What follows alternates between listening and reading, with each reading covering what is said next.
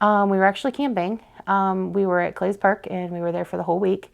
And we've gotten other calls before and they weren't quite the right feeling. But when we got a call about him, we said yes almost right away. The same with all of our kids, which was kind of weird.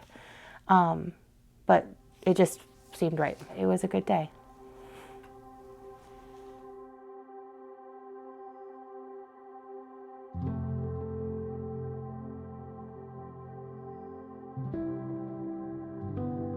My name's Ashley Burdine. I'm currently the foster care supervisor at Caring for Kids. I started at Caring for Kids in February 2011 as the foster care coordinator, and Christopher was one of the kids that I was introduced to right away. He and his older sister were both living in Caring for Kids foster homes, but they were living separately. They didn't have a lot of contact with each other, and we were able to, through our work with Christopher, reunite him with his younger sister on down the road, I think it was a year or so later, into one family, the Nowak family, who provided permanency for both kids. I immediately run into the house and I had my mom show me where my room was, and it was the coolest thing ever because I never had that much stuff before. And I just remember that I was really happy because I knew that I was going to be in a forever home and I wasn't going to go to any more houses because I was already in 7 houses at that time. So I was just really grateful and happy that I found a forever home.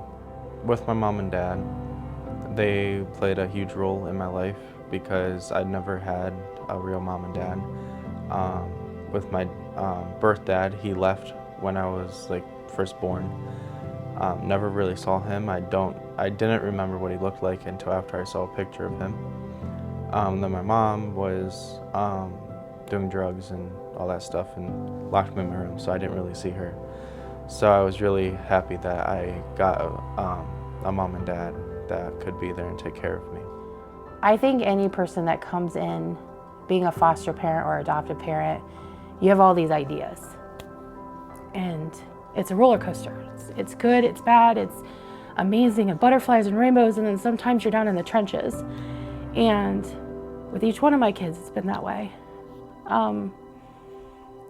But I think that as long as you keep showing them love and keep showing them the right way and keep showing them that, they have a story to tell, a testimony to tell, things that will, that there's so much more out there in the world than what their past was. That they can change their story, that they can change the life that they've always ever wanted, and I can help them get there.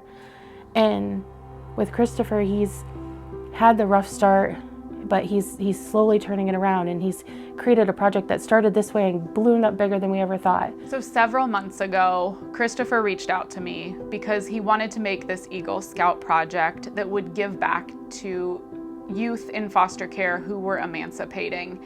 And his concept was that these kids don't have families like I do. They aren't going to have the supplies that they need to get started in life, and this is something that I can change. And so we brainstormed what exactly would need to go into these totes to give them the most successful start. And what is just absolutely amazing about this project is when Christopher started out, his goal was 50 totes that had a value of about $45. But in the end, we had 115 totes valued at $150 each. And there is truly every item that you can think you might need to start off in an apartment on your own as a young adult. And it was really personal to me because I was helping other kids that didn't have the same experience as I did. And it just brought me joy that I was helping other kids. So I made the first goal, I was gonna make 50 totes. And then basically, I had my mom post the little article saying about my project on all the Facebook pages. I sent it to all my teachers for them to share. And in less than a week, it blew up. It went on the news.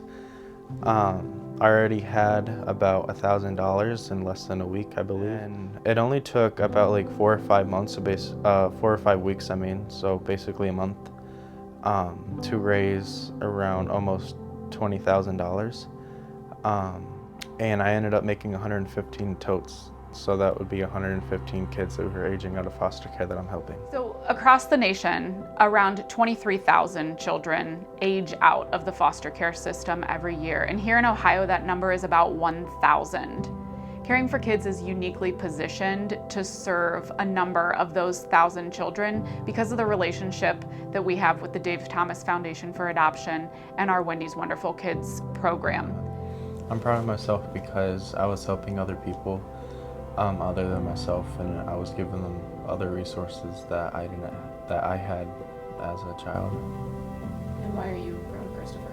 I'm proud of Christopher because I've seen where he's come from and where he's going, and I'm excited what the future holds for him.